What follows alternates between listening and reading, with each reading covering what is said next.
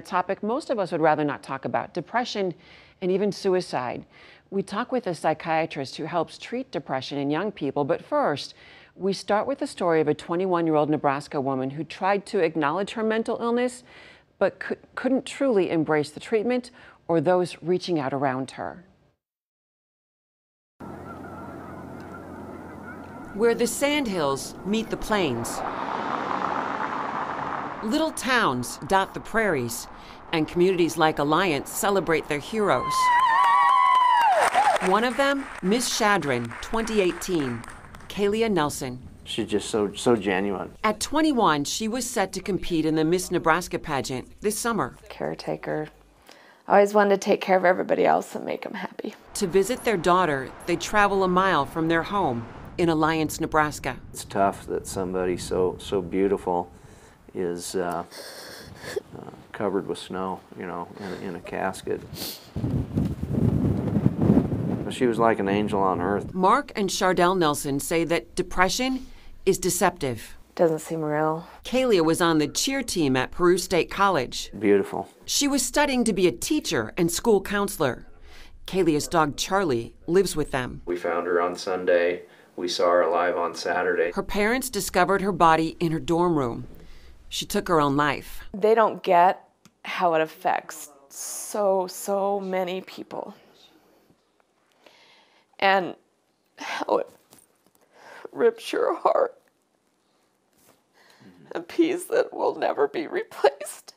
They learned later her boyfriend broke up with her that day. I think she got in that low spot that night, that day, being by herself, and she couldn't pull herself out. A year before, there was a suicide attempt and a diagnosis. They diagnosed her with OCD, anxiety, bipolar, and the depression. They got her a therapist and medication.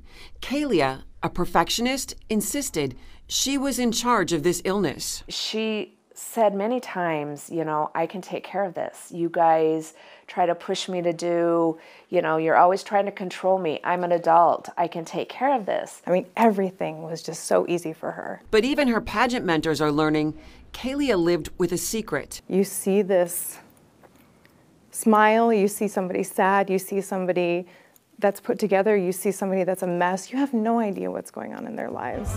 Trials and tribulations, I've had my share. There ain't nothing gonna stop me now, 'cause I'm almost there. Kalia was quietly dancing around her mental illness, not managing her depression. Back here in Alliance, her parents now know that off at college, Kalia stopped taking her depression meds. She skipped therapy sessions, too. On the outside, there were shiny crowns, sashes, smiles.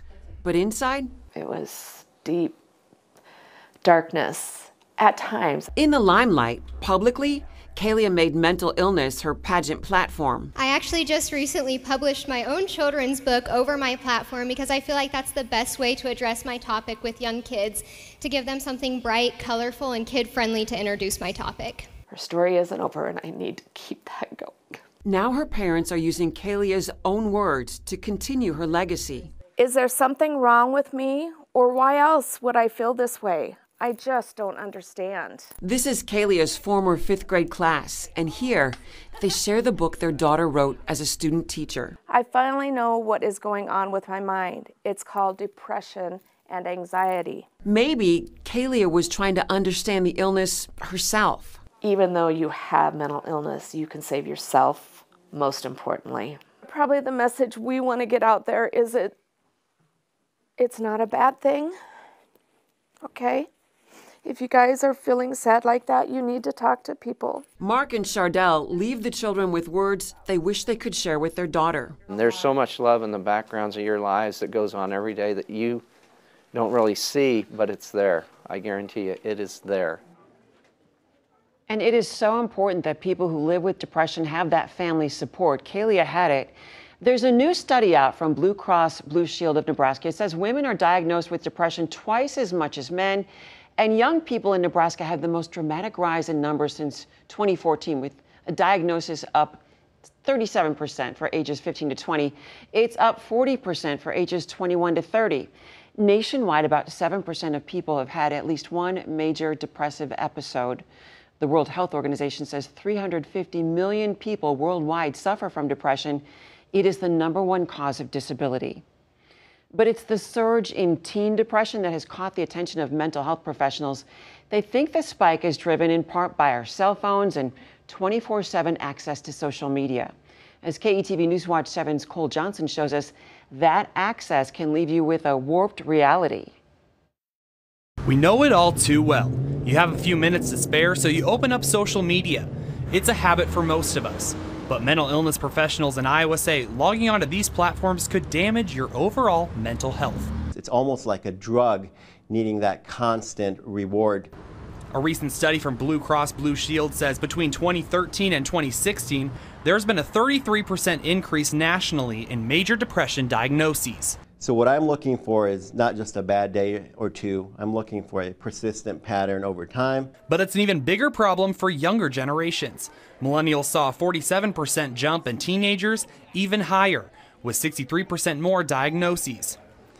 Medical Director of Behavioral Health at Mercy Medical Center, Dr. Sasha Khosravi says one of the main factors is social media. You know, a lot of these adolescents and people prone to depression are doing is comparing their lives to the highlight reel of positive things going on in other people's lives. Executive Director of National Alliance on Mental Illness here in Iowa also says social media platforms bring the problems from school home. It's creating anxiety and depression, in some cases very serious, to the point where, kids are taking their own lives. Huppert says the best way for us to start addressing this increase of depression diagnoses is just by talking about it. Often that is what that person might need to start talking about what's going on with them. So joining me to talk about depression, Dr. Monica Aurora, a child psychologist with CHI Health. Thank you so much for being here. Thank you. Such an important issue. I want to start with, how do you know if it's just sadness or if it truly is depression? It is very vital to actually have that distinction, because a lot of people actually do make that error, whether it's sadness or depression, because even though they're very similar in how they present, they're very different. So sadness is more of your natural, healthy, actually, expression that anybody experiences, whether it's you or me, depending on what circumstances we have in our life. And it's as the stressor goes away, the sadness will go away too. Okay. So for example, if somebody would have a breakup, a loss of a job, or there is a divorce situation and change in living situation, death in the family, sadness is very appropriate for those circumstances. Depression, on the other hand, is a medical condition, which is characterized by intense sadness, or sometimes irritability, which people don't remember, that sometimes depression can present just with irritability, which is also very common in younger kids, that you'll have your teenagers being very irritable. That is actually one of the signs and symptoms of depression in young adults. And in addition to that, they have a lot of associated symptoms that come with it. And the key features that distinguishes sadness from depression would be how intense the severity of the sadness or irritability is. Like if you can't get through, it never passes. It is day after day and lasting for over 2 or 3 weeks that you just cannot get past it. And also the key feature is how much of dysfunction it causes in your life. Okay. So, are you getting up in the morning? Are you doing the things you like? Right. So like socially, or are they able to keep up with the things they were keeping up with? Or are they able to do the things at their work, or they're not actually able to do the things, or school performance has gone down significantly. So one of the things that helps us distinguish is the intensity of those symptoms, and also the dysfunction that it causes for somebody. We saw in Kalia's story that she knew she had issues, but still she couldn't get herself to follow through. There's still stigma out there about getting help for something like this. It is a huge barrier. And what I believe is there is a stigma. I think people have to understand there are two different kind of stigmas that I believe. One is more of an external stigma, in which people have a prejudice against mental health issue. They are worried about how they'll be discriminated against if they have a mental health issue. And of course, media has not done a fair job of depicting mental illness in the past, although we are doing better by talking about it.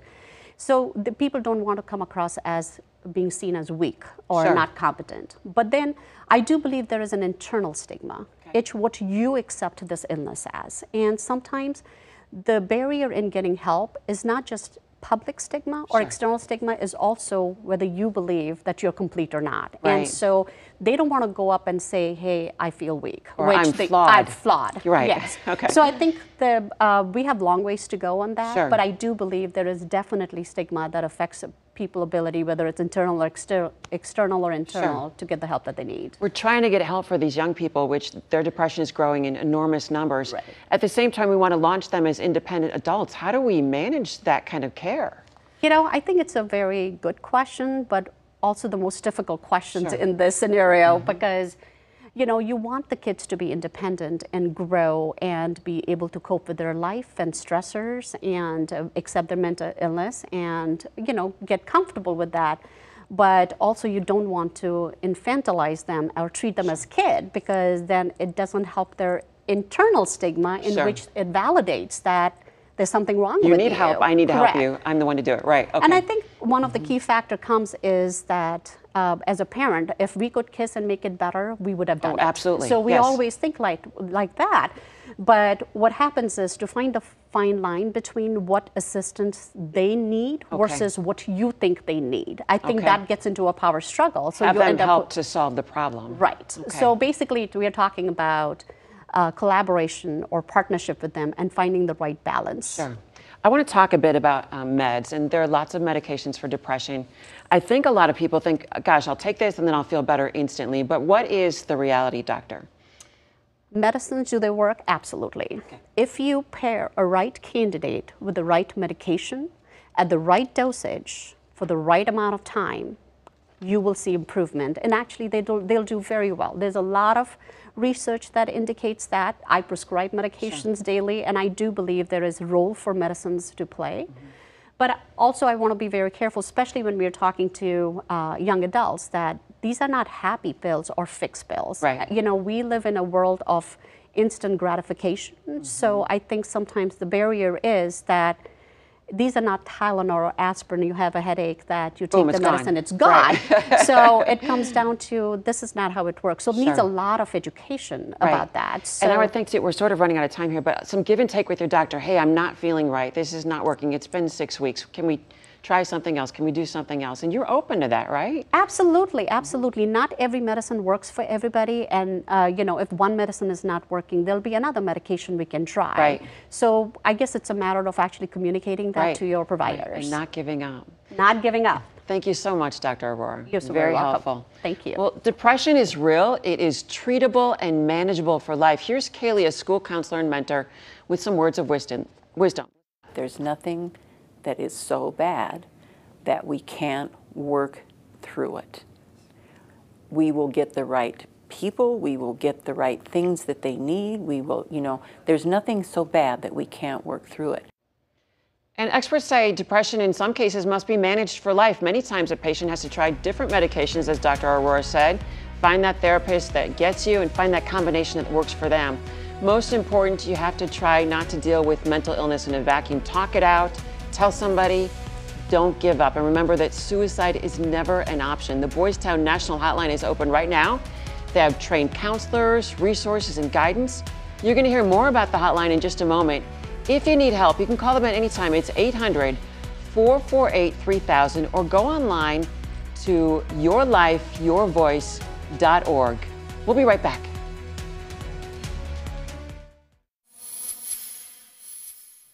You're watching KETV Newswatch 7's Chronicle. And this morning we're talking about depression and where you can turn for help. One of those places is the Boys Town National Hotline. They've answered the call for help 9 million times and counting. The National Crisis Hotline is now marking more than 27 years. It is a resource in Omaha that could be used even more if more people knew about it. Did you decide to come here? In a plain room full of cubicles. You know, we'll kind of talk you down from that. In an unassuming building on Omaha's Boys Town campus, lives are being saved. We tell counselors you've got 3 minutes. You've got the first 3 minutes of a phone call are critical. Trained counselors up against the clock, on the line with parents. I know it's not easy. This is your kid. You love him to death, you know? Taking calls from frantic kids. Oh, I'm so sorry. That's only so much to try to handle. This is the Boys Town National Hotline. 24 hours a day, every day, people in crisis call in from all over the country. You never know who's going to be calling you. Every call is different. Sharon Martin is a calm voice on the other end. How old is your daughter, sir? Sharon, working the hotline for 25 years. We empathize, we validate, we really listen to what's going on, try to help them through that tough time. On this day, she's talking to the father of a runaway girl to find the teen and locate services. More often at night, the calls are from kids. Typically people that are in that suicidal crisis, they don't want to die. They're in overwhelming amounts of pain and they want that pain to stop. Was there anything else you want to talk to me about besides that, though? Our counselor's immediate goal is to de-escalate that immediate crisis, and sometimes that just comes through listening, being there to support and encourage them. At the same time, they want to hear from people just having trouble coping, dealing with parenting issues, relationship trouble, and emotions, connecting them with resources. Let them know that it's going to get better eventually. Maybe not today, maybe not tomorrow, maybe not even a week or a month, but they will feel better in time. Boys Town National Hotline, how can I help you? Answering the call for help with compassion and care for 25 years. Well, joining us now to talk about the Great Hotline, an excellent resource and help for mental health, Chris Basilovac. She's with the Boys Town National Hotline, hotline manager. Chris, who is most likely to call the hotline? Is it a kid typically? You know, honestly, we get calls from people of all ages. A good percentage of our calls come from kids, young adults, but we truly are there to help anybody that is experiencing any sort of crisis. So, can it be someone who's just looking for resources, or does it have to be like an immediate crisis? Absolutely, both. Okay. We're fortunate that we have a national database that we are able to provide people with counseling referrals, therapy, substance abuse programs, but we are there for that crisis. Because sometimes I worry that people think, oh, I can't call because it's not exactly a crisis, but it's, you know, it's building towards one. Or absolutely. We want people to know that we want to be there to prevent crisis before it gets to that suicidal stage. So call us when you're starting to feel a crisis situation. Very good. And I've been in the hotline center. You have binders and volumes of resources. What do you offer folks when they call? Absolutely. What we try to do is meet them where they're at in crisis. So I would say the majority of the people that call us, we're able to talk them through it, to de-escalate the immediate crisis that they're feeling. Again, adults sometimes want those ongoing support, so referrals for counseling and therapy. Kids, not so much. They want to be heard in that moment. They want to know that there's somebody on the other end of the phone that understands them, that's not going to judge them, that's there to listen, and we're that safety net so that they don't have to take that next step. How many calls do you typically get in a day? In a day, we probably average between 400, 500. Last year, I think we had about over 152,000 contacts. So calls, chats, texts, emails. Do you feel like those contacts are increasing? Absolutely, and we're certainly starting to see increased calls and chats and texts from kids. They're struggling and they don't know how to get the help that they need. So, do you think that, when we saw that story about social media, how much does that play into what's going on in a kid's mind? I think it's a critical piece of what's going on with kids today. I don't know that their problems that they're struggling with are greater than they were in years past, but it's certainly 24/7 bombardment with issues. It used to be if you were dealing with the situation at school, you could go home, that was your safe place, you could recharge your batteries. Well, they're plugged in 24/7, so it doesn't stop. So if there's a problem at school, it's going home with them because they're engaged. And again, with that connection to social media, they're losing the ability to interact. I wonder too if because their parents are connected to social media, they're not talking to each other. Absolutely. So again, we get calls from parents. Sure. Same thing, that they want to know how to help their child. Right. How does this fit, how does the hotline fit into the whole Boys Town mission? I think that the Boys Town Hotline exemplifies Boys Town's mission, which is healing families, saving children, and strengthening communities.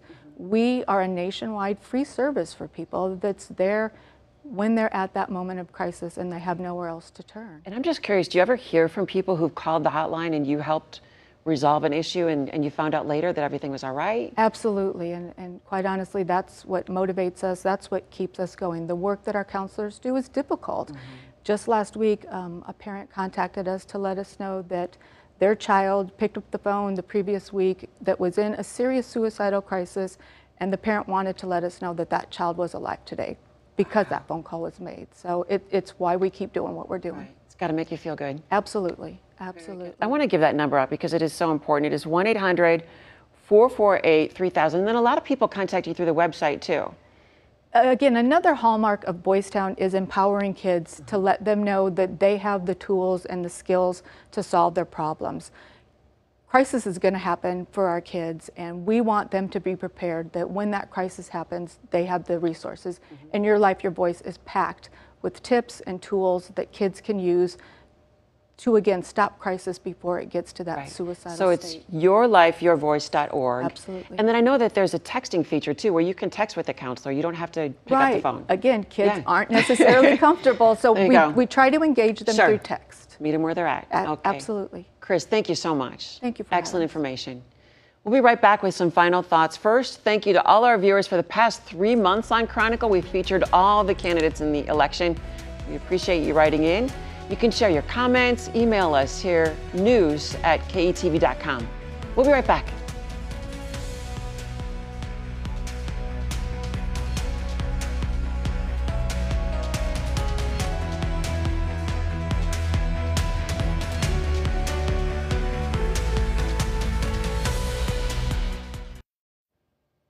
Welcome back to KETV Newswatch 7's Chronicle. This morning we've been talking about a topic that doesn't get much attention, depression and suicide.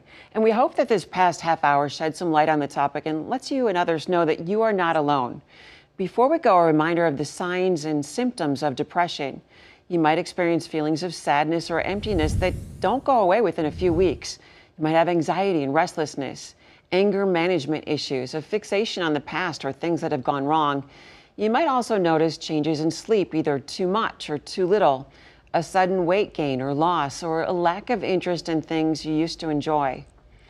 Remember, if you missed any part of this show or you want to watch it again, it's online right now at ketv.com. Just go to our homepage, click on the menu button, and then look for Chronicle. I'm Julie Cornell. Thanks for watching. We'll see you back here next Sunday morning for KETV Newswatch 7's Chronicle.